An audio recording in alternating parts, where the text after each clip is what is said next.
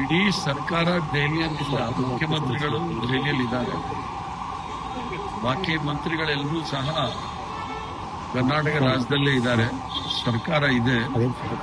ಈಗಾಗಲೇ ಮುಖ್ಯಮಂತ್ರಿಗಳು ದೆಹಲಿಗೆ ಬಂದಿದ್ದು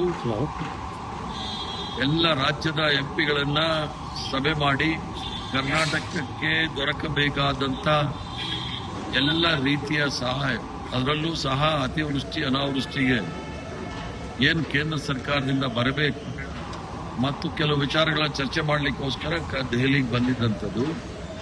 ಕೆಲವು ದೆಹಲಿಯಲ್ಲಿ ಇರ್ತಕ್ಕಂಥ ಮಂತ್ರಿಗಳು ಇನ್ನೂ ಸಮಯ ಕೊಡ್ತಾ ಇಲ್ಲ.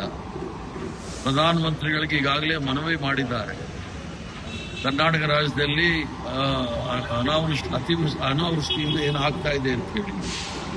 ಆದ್ರಿಂದ ಮಂತ್ರಿಮಂಡಲಕ್ಕೂ ಇದಕ್ಕೂ ಏನು ಸಂಬಂಧ ಇಲ್ಲ. ಮಂತ್ರಿಮಂಡಲ ಈಗಾಗಲೇ ಆಲ್ ಇಂಡಿಯಾ ಕಾಂಗ್ರೆಸ್ ಕಮಿಟಿಯ ಮಹಾಸಚಿವರು, ಪ್ರಧಾನ ಕಾರ್ಯದರ್ಶಿಗಳು ಎಲ್ಲರೂ ಸಹ ಚರ್ಚೆ ಮಾಡಿ ಅಂತಿಮ ತೀರ್ಮಾನಕ್ಕೋಸ್ಕರ ನಾವು ಆಲ್ ಇಂಡಿಯಾ ಕಾಂಗ್ರೆಸ್ ಕಮಿಟಿ ಅಧ್ಯಕ್ಷರನ್ನ ಕಾಯ್ತಾ ಇದ್ದೀವಿ.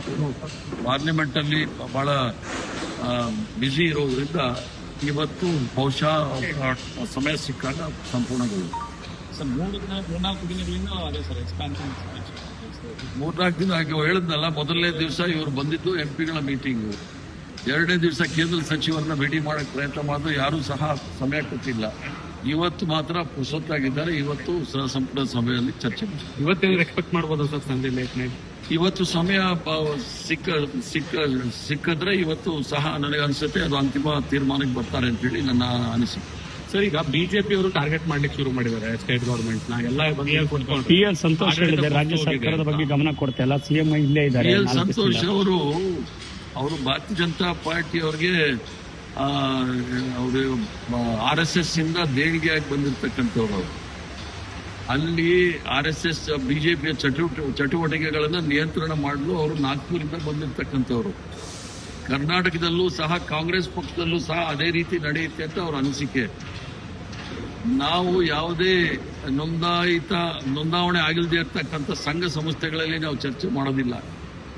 ಜನಗಳು ಆರಿಸಿರ್ತಕ್ಕಂಥ ಸರ್ಕಾರ ಸಂವಿಧಾನದ ಚೌಕಟ್ಟಿನಲ್ಲಿ ಯಾರ ಜೊತೆ ನಾವು ಚರ್ಚೆ ಮಾಡಬೇಕು ಅವರಲ್ಲಿ ಚರ್ಚೆ ಮಾಡಿ ನಾವು ತೀರ್ಮಾನವನ್ನು ತೆಗೆದುಕೊಳ್ತೀವಿ.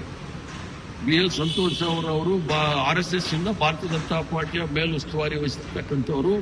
ನಾವು ನಾಗ್ಪುರಿಂದ ಯಾವುದೇ ರೀತಿಯ ಡೈರೆಕ್ಷನ್ಸ್ ನಿರ್ದೇಶನಗಳೆಲ್ಲ ತೆಗೆದುಕೊಳ್ಳೋದಿಲ್ಲ. ಅವ್ರಿಗೆ ಅಭ್ಯಾಸ ಇದ್ರೆ ತೆಗೆದುಕೊಂಡು ಅವ್ರು ಮಾಡಲಿ. ಭಾರತೀಯ ಜನತಾ ಪಾರ್ಟಿ ಅಲ್ಲಿ ಕರ್ನಾಟಕ ರಾಜ್ಯದಲ್ಲಿ ಏನೂ ಸಹ ಸರಿ ಇಲ್ಲ. ಅದನ್ನ ಮೊದಲು ಸರಿ ಮಾಡಕ್ಕೆ ಹೇಳಿ ಆಮೇಲೆ ಕಾಂಗ್ರೆಸ್ ಪಕ್ಷದ ಬಗ್ಗೆ ಮಾತಾಡೋದು ಒಳ್ಳೆಯದು. ಕರ್ನಾಟಕ ನ್ಯೂಸ್ ಬೀಟ್ ಫಾಲೋ ಮಾಡಿ, ಸಬ್ಸ್ಕ್ರೈಬ್ ಮಾಡಿ.